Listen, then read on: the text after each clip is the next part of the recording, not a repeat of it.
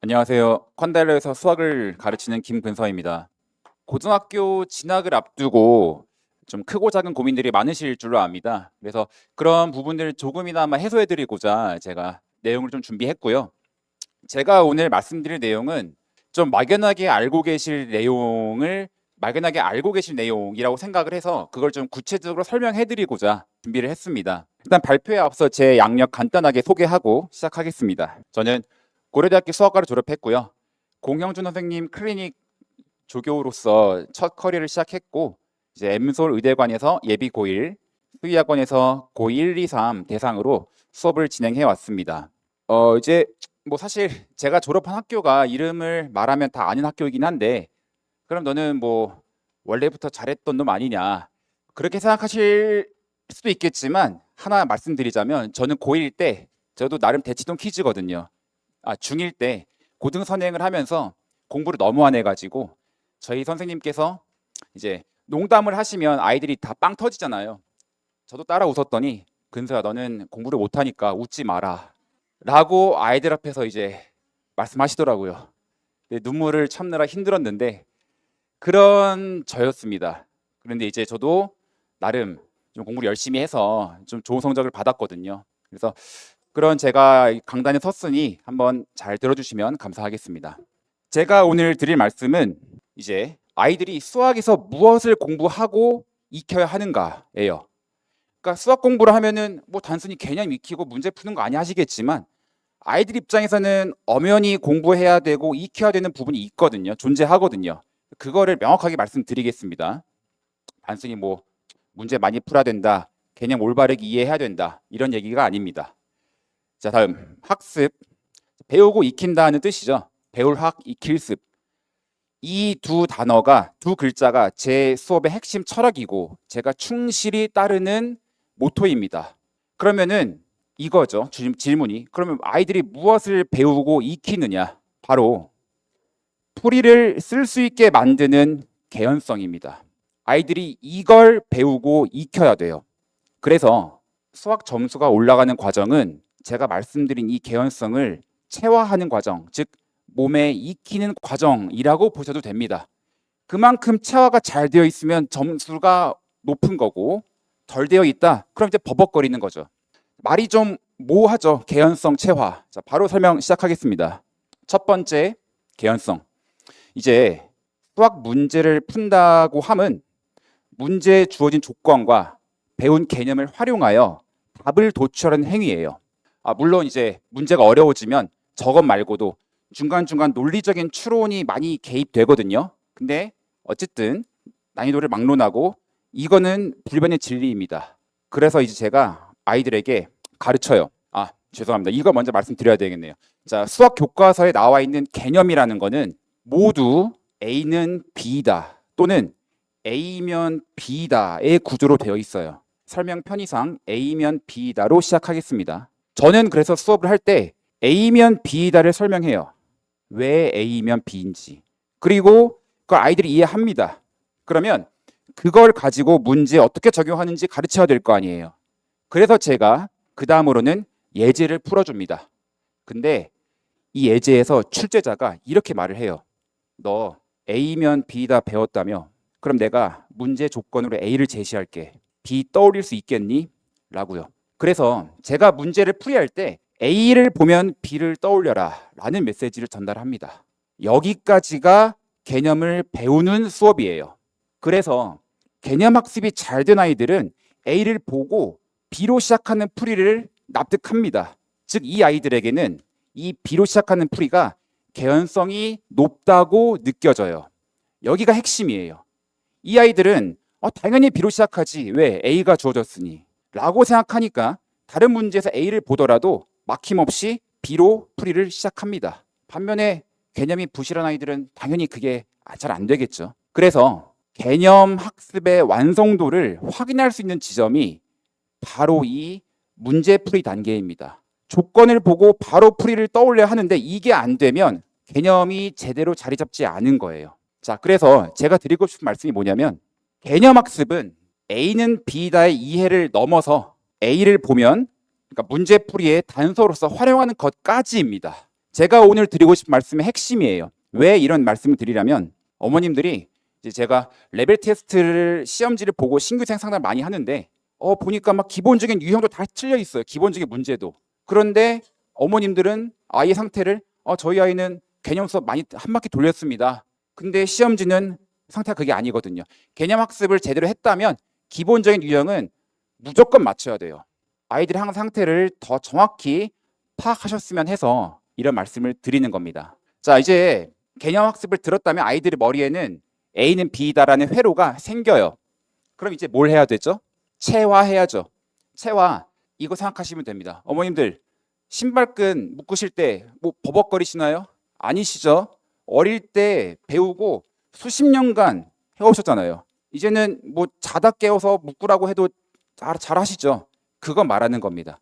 그래서 수학 공부에서 체화는 A를 보면 반사적으로, 본능적으로, 기계적으로 떠올릴 정도를 말하는 거예요. 그럼 이 체화는 어떻게 하느냐? 문제풀이를 통한 반복밖에 없습니다. 이래서 이제 문제풀이라는 얘기가 많이 나오는 거예요.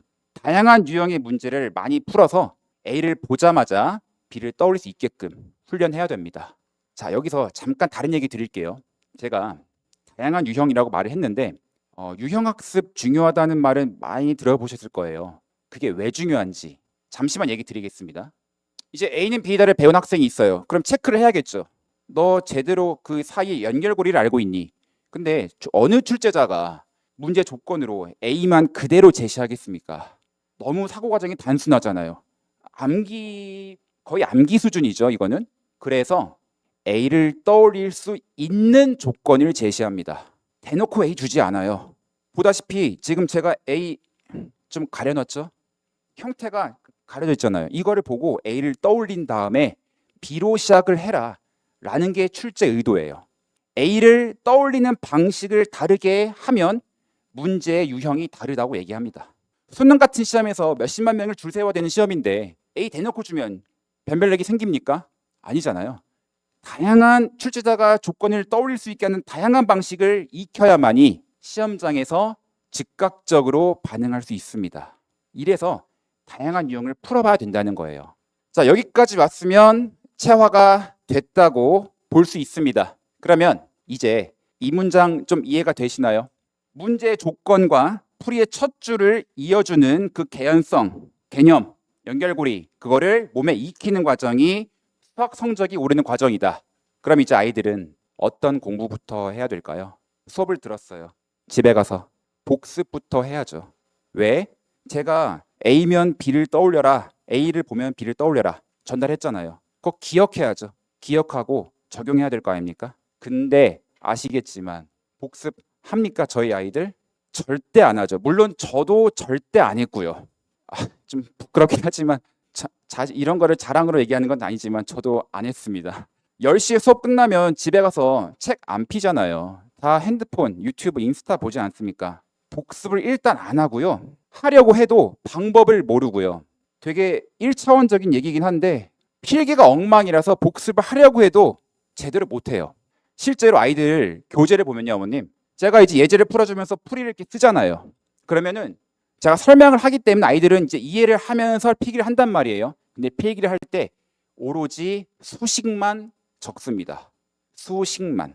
저는 수식을 써가면서 중간중간 말을 하기 때문에 왜 이렇게 넘어가는지 이해를 다 시키거든요. 근데 그 이해를 하는 게 자기들은 안다고 생각하는 거예요. 그러니까 그런 생각의 흐름을 알려주는 단어나 기호를 쓸 생각을 안 해요. 하나도 없습니다. 그래도 집에 가서 바로 복습을 하면 당연히 떠올라요. 괜찮은데 그게 안 되니까 문제죠. 제가 이제 이따가 말씀드리겠지만 이제 다음 수업 때 항상 복습 테스트를 보거든요. 그때 부랴부랴 책 펴서 풀이 공부합니다.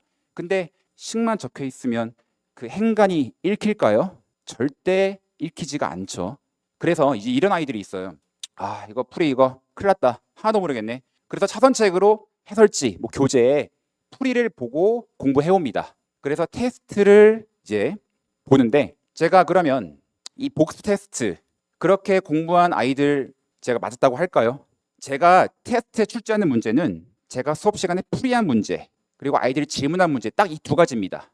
왜요? 이 두 가지 문제는 아이들이 직접 푼 문제가 아니거든요. 오로지 제 설명만 들은 문제잖아요. 그러니까 말로만 설명을 듣고 이해했지 직접 풀지 않았기 때문에 며칠 지나면 까먹게 되는 문제입니다. 이걸 제가 시험 보거든요. 그런데 해설지를 보고 제 풀이를 공부하지 않고 해설지를 공부해 왔다? 해설지에는 왜 이렇게 풀어야 하는지에 대한 언급이 없다고 보시면 됩니다. 고등학교 가서 모의고사 많이 치잖아요. 그 모의고사 해설지, 뭐 시중 문제집의 해설지 왜 이렇게 풀어야 하는지 안 나와 있어요. 그러니까 그거를 보고 이해는 되겠지만 다른 문제 적용이 안 되는 거예요. 그래서 제가 그 부분을 중점적으로 체크하기 위해 이 문제들만 시험을 봅니다. 자, 근데 시험을 보는 것뿐만 아니라 당연히 매주 시험 결과를 정리해서 보내드려요. 점수만 기록하는 건 아니고요. 이 세 가지 틀린 문제를 세 가지 원인으로 분석해서 정리해서 보내드립니다. 그 이유는 첫 번째, 복습 부실. 두 번째, 문제 조건 간과. 세 번째, 계산 실수입니다. 하나 한번 여쭤보겠습니다. 그냥 마음으로 생각해 주시면 돼요. 이 세 가지 이유 중에 성적과 가장 직결되는 오답 원인이 뭐라고 생각하십니까? 그건 제 시나리오랑 다른데. 저는 이제 1번을 제일 많이 언급하실 거라고 생각했는데 사실은 복습 부실, 풀이를 공부 안 하면 당연히 풀 수 없는 것조차 맞죠. 근데 대부분 이제 그럼 복습 저게 제일 중요한 원인 아니냐 하실 텐데 그만큼 2, 3번을 아이들이 과소평가합니다. 조건 제대로 안 읽거나 계산 실수해서 틀린 문제들 정말 아무렇지 않게 넘어가요. 근데 이런 거 신경 쓰지 않으면 수능 날, 내신 시험 날 여전히 이런 사소해 보이는 실수들에 노출이 되는 겁니다. 저는 아직도 기억나는 게 제가 수능 볼 때 진짜 어려운 수열 문제를 끝까지 잘 풀었거든요. 근데 곱하기 2를 안 해서 틀렸어요. 저는 아직도 그 기억이 남습니다. 너무 아쉽거든요. 제가 명확하게 말씀드리면 이런 실수들 당연히 제가 일종의 체벌을 해요. 뭐 때리는 건 아니고요. 시험지에서 문제를 약간 바꾸거나 아니면 숫자를 약간 지저분하게 하거나 시간을 두어서 훈련시킵니다. 근데 아무리 그렇게 해도 아이들이 스스로 문제 풀 때 계산 실수나 조건 제대로 안 읽는 이런 것들에 경각심을 가지지 않으면 절대로 못 고칩니다. 이거 하나는 확실해요. 아무리 제가 훈련시켜도 평소에 집에서 공부할 때 스카에서 문제 풀 때 뭐 채점하는데 막 뭐야 이거 풀이 맞았는데 실수했네. 지우고 정답 쓰고 맞게 하고 이러면 이제 시험날 망하는 거예요. 제가 아이들에게 항상 하는 말입니다.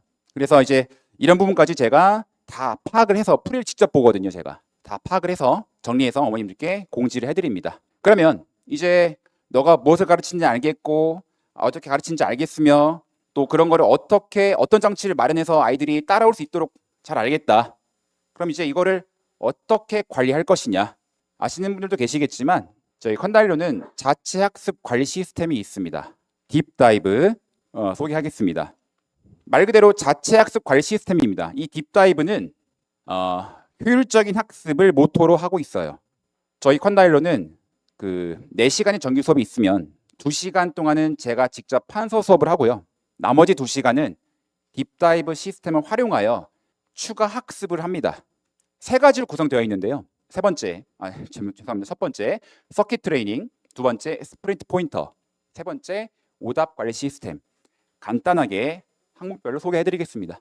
자, 서킷 트레이닝, 태블릿을 활용한 유형 학습이라고 보시면 돼요. 왜 태블릿을 쓰느냐? 저희 아이들은 문제집 풀 때 유형서를 풉니다. 근데 그 유형서가 자기가 아는 유형도 있고 모르는 유형도 있을 텐데 그거 구별 못하고 그냥 다 풀거든요. 시간이 아깝죠.